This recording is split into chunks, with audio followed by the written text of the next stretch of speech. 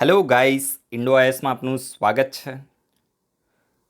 પહેલો પ્રશ્ન છે, હેડ કાઉન્ટ રેશિયોને ભારતમાં વાઇડલી યુઝ કરવામાં આવે છે તો નીચેનામાંથી શાના મેઝરમેન્ટ માટે, શાની માપણી માટે હેડ કાઉન્ટ રેશિયોને યુઝ કરવામાં આવે છે? ઓપ્શન છે પોવર્ટી એટલે કે ગરીબી, બીજો ઓપ્શન છે અનએમ્પ્લોયમેન્ટ એટલે કે બેરોજગારી, ત્રીજો ઓપ્શન છે ઇન્ફ્લેશન એટલે કે ફુગાવો અને ચોથો ઓપ્શન છે ઇનઇક્વાલિટી એટલે કે અસમાનતા. તો ચારમાંથી શાના મેઝરમેન્ટ માટે, શાની માપણી માટે હેડ કાઉન્ટ રેશિયોને ભારતમાં મોટી માત્રામાં યુઝ કરવામાં આવે છે? તો એના વિશે રિવિઝન કરો. યુપીએસસી જીપીએસસી પ્રિલિમ માટે ખૂબ જ ઇમ્પોર્ટન્ટ પ્રશ્ન છે. બીજો પ્રશ્ન 4P1000 ઇનિશિયેટિવ વિશે છે. આ યુપીએસસીની પ્રિલિમ માટે 5 સ્ટાર ક્વેશ્ચન છે. ઇન્ડોઆઈએસમાં ડિસ્કશન પણ કરેલી છે આ ઇનિશિયેટિવ વિશે. તો ઇનિશિયેટિવ ન્યૂઝ મીડિયામાં જોવા મળ્યો હતો, તો શાની માટે છે? પહેલો ઓપ્શન છે it is an initiative to combat climate change એટલે કે ક્લાઇમેટ ચેન્જને રોકવા માટેનો આ એક ઇનિશિયેટિવ છે 4P1000. બીજો તમારી પાસે ઓપ્શન છે it is a group of 4 countries two gate sit in United nation security council એટલે કે આ 4 કન્ટ્રીનું એક ગ્રુપ છે જે યુનાઇટેડ નેશનની સિક્યોરિટી કાઉન્સિલમાં એક પરમનન્ટ સીટ લેવા માંગે છે. ત્રીજો તમારી પાસે ઓપ્શન છે it is an initiative to build a consensus on comprehensive convention on international terrorism એટલે કે જે comprehensive convention on international terrorism છે તો એના ઉપર એક સહમતિ સાધવા માટેનું આ એક ગ્રુપ છે. અને ચોથો ઓપ્શન છે it is an initiative to prevent proliferation of nuclear weapon એટલે કે ન્યુક્લિયર વેપનનો જે પ્રસાર થાય છે તો એને રોકવા માટેનું આ એક ગ્રુપ છે, એક ઇનિશિયેટિવ છે. રાઈટ, તો આ ચારમાંથી સાચો આન્સર શું આવે છે એના વિશે રિવિઝન કરો. આજનો જે પહેલો આર્ટિકલ છે તો connected commerce creating a road map for digital inclusive Bharat રિપોર્ટના વિશે છે. એક્ઝામના point of view most important report છે. જો તમને પ્રશ્ન પૂછવામાં આવશે તો એટલો જ પ્રશ્ન પૂછવામાં આવશે કે connected commerce creating a road map for digital inclusive Bharat report કોના દ્વારા રિલીઝ કરવામાં આવ્યો છે? તો નીતિ આયોગ અને માસ્ટર કાર્ડ. યાદ રાખજો, નીતિ આયોગ અને માસ્ટર કાર્ડ. માસ્ટર કાર્ડ શું છે તમને ખબર છે ને? એક પેમેન્ટ ગેટવે છે. જે રીતે વિઝા છે, પછી માસ્ટર કાર્ડ છે, રૂપે છે, તો બધા પેમેન્ટ ગેટવે છે. તો નીતિ આયોગ અને માસ્ટર કાર્ડ, તમારી પાસે ડેબિટ કાર્ડ હશે અથવા તો ક્રેડિટ કાર્ડ હશે તો એમાં નીચે વિઝા લખ્યું હશે અથવા તો માસ્ટર કાર્ડ લખ્યું હશે અથવા તો રૂપે લખ્યું હશે, તો એક પ્રકારનું પેમેન્ટ ગેટવે છે. તો નીતિ આયોગ અને માસ્ટર કાર્ડ બંને દ્વારા સાથે મળીને connected commerce creating a roadmap for digital inclusive Bharat રિપોર્ટને રિલીઝ કરવામાં આવ્યો છે. અને રિપોર્ટની આપણે વાત કરીએ, the report identifies challenges in accelerating digital financial inclusion in India એટલે કે ભારતમાં જે નાણાકીય સમાવેશન, જો આ શબ્દ ઇમ્પોર્ટન્ટ છે, ફાઇનાન્શિયલ ઇન્ક્લુઝનનો મતલબ શું થાય? નાણાકીય જે સમાવેશન છે તો એને વધારવા માટેના ભારતમાં ચેલેન્જીસ શું છે? તો એ ચેલેન્જીસને આ રિપોર્ટ આઇડેન્ટિફાય કરે છે and provides recommendations for making digital service accessible to its 1.3 billion citizen એટલે કે ખાસ કરીને જે ડિજિટલ ઇન્ક્લુસિવ ભારત છે તો એને કરવા માટે ચેલેન્જીસને તો આઈડેન્ટિફાય કરે છે, પણ એ ચેલેન્જીસને કઈ રીતે સોલ્વ કરવા તો એની માટેની રેકમેન્ડેશન, એની માટેની ભલામણ પણ આ રિપોર્ટમાં આપવામાં આવે છે, જેથી કરીને ભારતના 1.3 બિલિયન એટલે કે 130 કરોડ જેટલા જે લોકો છે તો એને ડિજિટલ સર્વિસને એક્સેસિબલ કરાવી શકાય. સમજી ગયા? એટલે કે પ્રોબ્લેમને આઈડેન્ટિફાય પણ કરે છે અને એનું સોલ્યુશન પણ આપે છે. રાઈટ, તો આ તમે યાદ નહીં રાખો તો ચાલશે, જસ્ટ ખાલી પહેલી લાઈન તમે નોટ ડાઉન કરી દો, અહીંયાથી ક્વેશ્ચન બની જશે. રાઈટ, એના પછી જે નેક્સ્ટ આર્ટિકલ છે તો સાઉથ સુદાન વિશે છે. તો ભાઈ સાઉથ સુદાનનો એક થોડી પોલિટિકલ ન્યૂઝ છે કે ત્યાંના જે પ્રેસિડેન્ટ હતા જેનું નામ છે સલ્વા કીર. આ નામ તમારે યાદ રાખવાની જરૂર નથી, ભાઈ આપણે એનાથી કંઈ કામ લેવા દેવા નથી, આપણી માટે મેપ ત્યાંનો ઇમ્પોર્ટન્ટ છે. તો સાઉથ સુદાનના પ્રેસિડેન્ટ છે સલ્વા કીર, તો એના દ્વારા ત્યાંની જે પાર્લામેન્ટ છે તો એને ડિઝોલ્વ કરી દેવામાં આવી છે. રાઈટ, તો આપણી માટે ઇમ્પોર્ટન્ટ શું છે? તો મેઇનલી આની ઇન્ટરનલ પોલિટિક્સ ઇમ્પોર્ટન્ટ નથી, મેઇનલી સાઉથ સુદાનનો જે એની જિયોગ્રાફી છે તો આપણને ખબર હોવી જોઈએ કે કયા કયા દેશોની બોર્ડર એને ટચ થાય છે, પછી લેન્ડલોક કન્ટ્રી છે કે નહીં. તો જો સાઉથ સુદાન છે ને તો મેઇનલી ઈસ્ટ આફ્રિકાની એક લેન્ડલોક કન્ટ્રી છે. કેવી કન્ટ્રી છે? લેન્ડલોક કન્ટ્રી છે. કોઈ પણ સી સાથે આની બોર્ડર ટચ થતી નથી. સમજી ગયા? તો આ ફેક્ટ તમે યાદ રાખજો. પછી ઇમ્પોર્ટન્ટ વસ્તુ શું છે કે કયા કયા દેશો સાથે આની બોર્ડર ટચ થાય છે. તો માની લો જસ્ટ ખાલી આપણે એક હાઇપોથેટિકલ વાત કરીએ કે સાઉથ સુદાન છે. રાઈટ, તો સાઉથ સુદાનને ઈસ્ટમાં ઇથોપિયાની બાઉન્ડરી ટચ થાય છે. તમે ઓક્સફર્ડના મેપમાં જોશો અથવા તો ગૂગલમાં જસ્ટ એવું તમે લખો કે મેપ ઓફ સાઉથ સુદાન, તો તમને આજુબાજુના જેટલા પણ દેશો છે તો એની બાઉન્ડરી અને કયા કયા દેશો સાથે બોર્ડર ટચ થાય છે તો એ તમને બતાવશે. એક ફિઝિકલ મેપ હશે, એક પોલિટિકલ મેપ હશે. રાઈટ, તો તમે જોશો તો ઈસ્ટમાં ઇથોપિયાની સાથે એની બોર્ડર ટચ થાય છે. પછી નોર્થમાં આપણે વાત કરીએ તો નોર્થમાં સુદાન છે. રાઈટ, સુદાનમાંથી જ અલગ થઈને આ નવો દેશ બને છે સાઉથ સુદાન 2011માં. રાઈટ, તો નોર્થમાં સુદાન છે. એના પછી તમે જોશો તો વેસ્ટમાં સેન્ટ્રલ આફ્રિકન રિપબ્લિક છે. સેન્ટ્રલ આફ્રિકન રિપબ્લિક વેસ્ટમાં છે. સાઉથ વેસ્ટમાં તમે જોશો તો DRC છે, ડેમોક્રેટિક રિપબ્લિક ઓફ કોંગો છે. પછી સાઉથમાં યુગાન્ડા છે અને સાઉથ ઈસ્ટમાં તમે જુઓ તો કેન્યા છે. તો ઇમ્પોર્ટન્ટ છે, યાદ રાખજો. ઇથોપિયા છે, પછી સુદાન છે, છે, પછી મેઇનલી જોશો તો સેન્ટ્રલ આફ્રિકન રિપબ્લિક છે, ડેમોક્રેટિક રિપબ્લિક ઓફ કોંગો છે, પછી યુગાન્ડા છે અને કેન્યા છે. તો આટલા દેશો સાથે સાઉથ સુદાનની બોર્ડર ટચ થાય છે. એક લેન્ડલોક કન્ટ્રી છે, ઈસ્ટ આફ્રિકામાં આવે છે. તો આ કેટલાક ફેક્ટ છે અને તમારે ખાસ યાદ રાખવા પડે અને મેપમાં જઈને તમારે ઓબ્ઝર્વ કરવું પડે. જે પણ કન્ટ્રી ન્યૂઝમાં હોય એના વિશે તમને ઇન્ફોર્મેશન હોવી જોઈએ.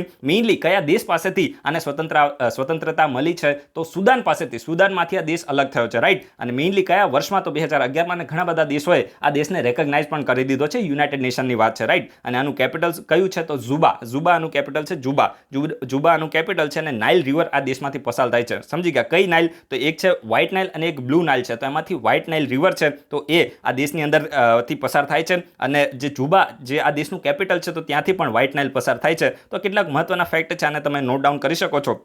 એક્ઝામના પોઈન્ટ ઓફ વ્યૂ રેલેવન્ટ શું હોય? હવે આ દેશની અંદર ઇન્ટરનલ પોલિટિક્સમાં આપણે ઘૂસીને એના વિશે સ્ટડી કરવા જઈએ તો એટલું બધું ઇમ્પોર્ટન્ટ નથી. માની લો કે યુએસએ હોય, પછી જપાન છે, પછી ઓસ્ટ્રેલિયા છે. તો આ બધા દેશો ભારતના ફ્રેન્ડલી નેશન છે અને જીઓ પોલિટિક્સમાં આનું ઇમ્પોર્ટન્સ વધારે છે. તો આવા દેશ વિશે સ્ટડી કરીએ તો એના વિશે આપણને ખબર હોવી જોઈએ. પછી યાર સાઉથ સુદાન છે ને, કેન્યા છે ને, માલી છે ને, આ બધા દેશની અંદર ઇન્ટરનલ પોલિટિક્સમાં શું ચાલતું હોય એ આપણને બધી ખબર હોવી જરૂરી નથી. વિશ્વની અંદર 193 યુનાઇટેડ નેશનના મેમ્બર કન્ટ્રીઝ છે. બધાના વિશે ઇન્ફોર્મેશન હોવી અને એને યાદ રાખવી એટલી બધી પ્રેક્ટિકલી પોસિબલ પણ નથી. તો થોડું પ્રેક્ટિકલ રહીને તૈયારી કરો તો તમને પણ ફાયદો થાય, રાઈટ. આજનો જે નેક્સ્ટ આર્ટિકલ છે તો લોર્ડ્સ રેઝિસ્ટન્સ આર્મીના વિશે છે. સમજી ગયા? લોર્ડ્સ રેઝિસ્ટન્સ આર્મી અત્યારે ન્યૂઝમાં છે. તો સૌથી પહેલા એક્ઝામના પોઈન્ટ ઓફ વ્યૂ તમને 2 માર્ક્સ રોકડા અપાઈ દઉં કે તમને પૂછવામાં આવે કે લોર્ડ્સ રેઝિસ્ટન્સ આર્મી ન્યૂઝમાં હતું તો શું છે? તો એક રિબેલ ગ્રુપ છે. રિબેલ એટલે તમે સમજો ને, બળવાખોરોનું ગ્રુપ છે. બળવાખોરોનું ગ્રુપ છે અને કયા કોન્ટિનેન્ટમાં એક્ટિવ છે? તો આફ્રિકન કોન્ટિનેન્ટમાં એક્ટિવ છે અને ખાસ કરીને સાઉથ સુદાન છે, ડેમોક્રેટિક રિપબ્લિક ઓફ કોંગો છે ને, આ બધા દેશોની અંદર બળવાખોરોનું આ ગ્રુપ છે. બસ આટલું જ તમારે યાદ રાખવાનું છે.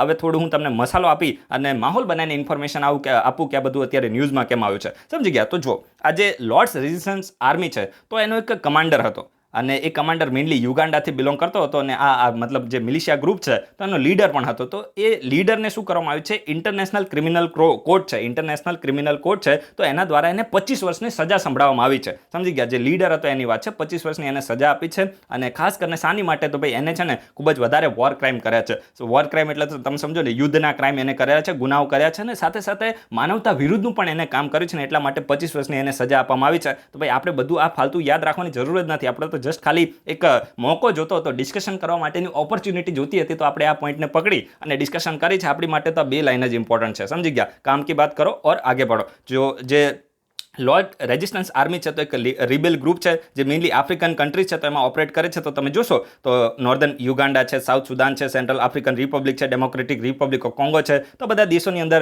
એક્ટિવ છે. તો આમાંથી પણ પ્રેક્ટિકલ માણસ કઈ રીતે યાદ રાખે કે ભાઈ મેઇનલી લોર્ડ રેઝિસ્ટન્સ આર્મી છે ને તો રિબેલ ગ્રુપ છે અને આફ્રિકાની કેટલીક કન્ટ્રીમાં એક્ટિવ છે. કેટલીક કન્ટ્રી એટલે કઈ કઈ કન્ટ્રી છે ને એ પણ તમે યાદ ના રાખો. સમજી ગયા? પ્રેક્ટિકલ માણસ આ રીતે તૈયારી કરે. એની પાસે વાંચવા માટે ઘણું બધું હોય, યાદ રાખવા માટે ઘણું બધું હોય તો આવા કચરામાં કોઈ દિવસ ના પડે. સમજી ગયા? તો આ રીતે તમે યાદ રાખજો. અને મારો એક ફ્રેન્ડ હતો તો એને મને અચાનક એ આપણો વિડીયો જોતો તો એને મને અચાનક એક વખત પૂછ્યું, મેસેજ કર્યો કે બોલતો ભાઈ કે મેઇનલી જે હિમાલયન શહેરો છે તો એમાં કોના કયા કયા પ્રાણીઓના લક્ષણ જોવા મળે છે? મેં કીધું પ્રાણીઓ તો મને યાદ નથી પણ ઘણા બધા છે, એમાં એક તારા પણ લક્ષણ છે. તો મારા કે કઈ રીતે? મેં કીધું એક ગધેડો પણ છે, રાઈટ. તો હવે નેક્સ્ટ જે આજનો આર્ટિકલ આપણે ડિસ્કસ કરીએ તો હાઉસિંગ ઇન્ડસ્ટ્રી રેગ્યુલેશન એક્ટ 2017ના વિશે છે. તો મેઇનલી જો આ હાઉસિંગ ઇન્ડસ્ટ્રી રેગ્યુલેશન એક્ટ છે ને તો એ કયા રાજ્યોનો છે એ તમારે યાદ રાખવાનું.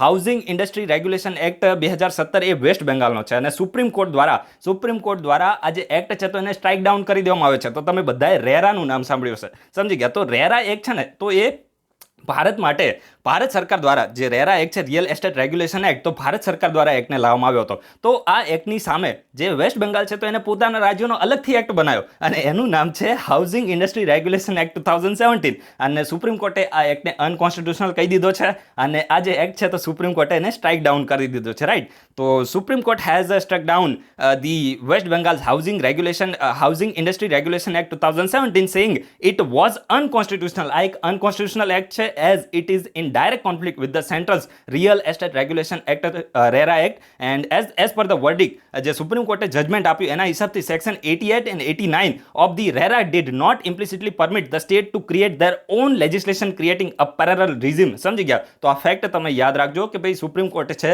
તો એને જજમેન્ટમાં એવું પણ કીધું છે કે RERA એક્ટનો સેક્શન 88 અને 89 છે તો એમાં એવું કહેવામાં ઇમ્પ્લિસિટલી કહેવામાં આવ્યું જ નથી કે સ્ટેટ છે તો પોતાનો જે પેરેલલ રિઝીમ માટે અલગથી પોતાનો કાયદો બનાવી શકશે, સમજી ગયા. અને એટલા જ માટે સુપ્રીમ કોર્ટે જે વેસ્ટ બેંગાલનો હાઉસિંગ ઇન્ડસ્ટ્રી રેગ્યુલેશન એક્ટ 2017 હતો તો એને અનકોન્સ્ટિટ્યુશનલ ઘોષિત કરીને એને સ્ટ્રાઇક ડાઉન કરી દીધો છે. તો આ એક્ટની પ્રોવિઝન હવે લાગુ પડશે નહીં. તો તમને કોઈ પૂછે કે હાઉસિંગ ઇન્ડસ્ટ્રી રેગ્યુલેશન એક્ટ 2017 કયા રાજ્યનો હતો, તો એ મેઇનલી વેસ્ટ બેંગાલનો હતો અને રેરા એક્ટની વિરુદ્ધમાં હતો, એની સાથે ડાયરેક્ટ કોન્ફ્લિક્ટમાં હતો અને એટલા માટે સુપ્રીમ કોર્ટે એને સ્ટ્રાઇક ડાઉન કરી દીધો છે. એના પછી આજનો જે નેક્સ્ટ આર્ટિકલ છે તો માઉન્ટ સિનાબુગના વિશે છે. તો માઉન્ટ સિનાબુગ છે તો ખૂબ જ ઇમ્પોર્ટન્ટ છે. ઇન્ડોઆઇસમાં 2 વાર આપણે પહેલાથી પણ ડિસ્કસ કરેલું છે. તો આ એક એક્ટિવ વોલ્કેનો છે. કયા દેશમાં? ઇન્ડોનેશિયામાં. કામ તમારું થઈ ગયું, હવે આગળ વધી જાઓ, સમજી ગયા. તો મેઇનલી ખાસ કરીને જે ઇન્ડોનેશિયામાં સુમાત્રા આઇલેન્ડ છે તો સુમાત્રા આઇલેન્ડની જે નોર્ધન સુમાત્રા છે તો એમાં આ એક એક્ટિવ વોલ્કેનો છે ને 2010થી એક્ટિવ છે. જો 400 વર્ષ સુધી તો એક્ટિવ વોલ્કેનો નહોતો, પણ 400 વર્ષથી અચાનક 400 વર્ષ પછી અચાનક 2010માં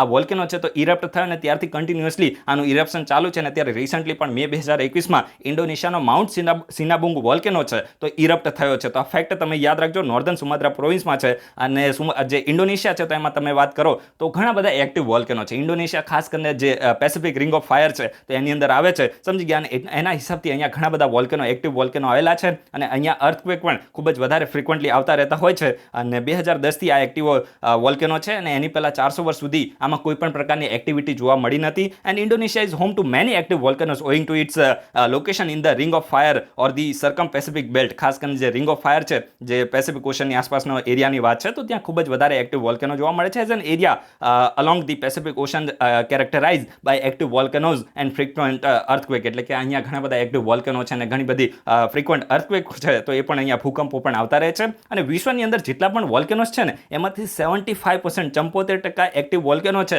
તો કયા એરિયામાં જોવા મળે છે? તો આ જે પેસિફિક રિંગ ઓફ ફાયર છે તો એમાં જોવા મળે છે. અને વિશ્વમાં જેટલા પણ ભૂકંપ આવે છે તો એનાથી 90% જે ભૂકંપ છે તો પેસિફિક રિંગ ઓફ ફાયરના એરિયામાં જોવા મળે છે. તો આ કેટલાક ફેક્ટ છે, આને પણ તમે યાદ રાખી શકો છો. આજનો જે લાસ્ટ આર્ટિકલ છે તો એ છે એમ્ફોટેરિસિન. આને હું એમ્ફોટેરિસિન પ્રોનાઉન્સ કરું છું, થોડું કોમ્પ્લિકેટેડ નામ છે, just wait for a while. Amphotericin B.